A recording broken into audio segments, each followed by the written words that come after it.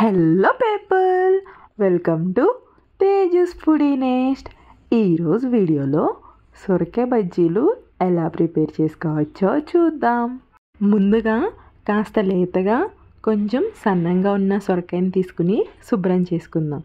ఇలా శుభ్రం చేసుకున్న సొరకాయని మనం బజ్జీలు వేసుకునే క్వాంటిటీ బట్టి కట్ చేసుకోవాలి. నేనైతే సగం సొరకాయ ముక్కను కట్ చేసి తీసుకున్నాను. ఇప్పుడు దీని మీద ఉన్న పొట్టు మొత్తాన్ని పీల్ ఆఫ్ చేసుకుని తీసుకోవాలి. ఇలా మొత్తం పీల్ ఆఫ్ చేసుకున్నాక స్లైసెస్ కింద కట్ చేసుకోవాలి. స్లైసెస్ అనేవి మరీ సన్నంగా కాకుండా అలానే మరీ లావుగా కాకుండా వీడియోలో చూపిస్తున్నట్టుగా మీడియం సైజులో కట్ చేసుకోవాలి.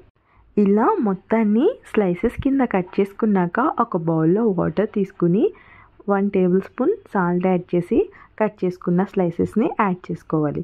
ఇలా సాల్ట్ వాటర్లో వేయడం వల్ల సొరకాయ ముక్కలు అనేవి కలర్ చేంజ్ అవ్వకుండా ఎంతసేపు అయినా అలా ఫ్రెష్గా ఉంటాయి.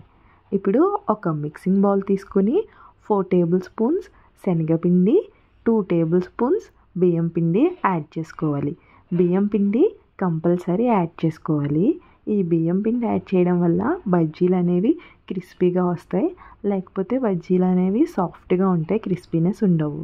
అలానే 1/2 table spoon salt, 1/2 table spoon పసుపు, 1/2 టేబుల్ స్పూన్ కారం, 1/2 టేబుల్ స్పూన్ ధనియాల పొడి, సన్నగా తురుము పెట్టుకున్న కొత్తిమీర, అలానే సన్నగా తురుము పెట్టుకున్న కరివేపాకు, 1/2 టేబుల్ స్పూన్ వామ్ని డైరెక్ట్గా కాకుండా ఇలా చేతిలో కొంచెం నలిపి వేస్తే వామ్ ఫ్లేవర్ అనేది బజ్జీల్లో బాగా తెలుస్తుంది. అలానే 1 టేబుల్ స్పూన్ అల్లం వెల్లుల్లి పేస్ట్ వేసుకుని బాగా మిక్స్ చేసుకోవాలి. ఇప్పుడు దీంట్లోకి 1 కప్ వాటర్ తీసుకుని మొత్తం ఒకేసారి కాకుండా కొంచెం కొంచెంగా వేసుకుని మిక్స్ చేసుకోవాలి. ఈ పిండి కన్సిస్టెన్సీ మరీ చిక్కగా ఉండకూడదు, అలా అని మరీ పల్చగా ఉండకూడదు, సమానంగా ఉండాలి. మనం సొరకాయ ముక్కను ముంచితే సొరకాయ ముక్కకి పట్టేలా ఉంటే సరిపోతుంది. ఈవినింగ్ టైం వేడివేడిగా ఏమైనా తినాలనిపించినప్పుడు ఇలా సొరకాయ బజ్జీలు వేసుకుని తినండి. ఈజీగా ప్రిపేర్ అయిపోతాయి, ఎక్కువ టైం పట్టదు, 5 మినిట్స్లో రెడీ అయిపోతాయి.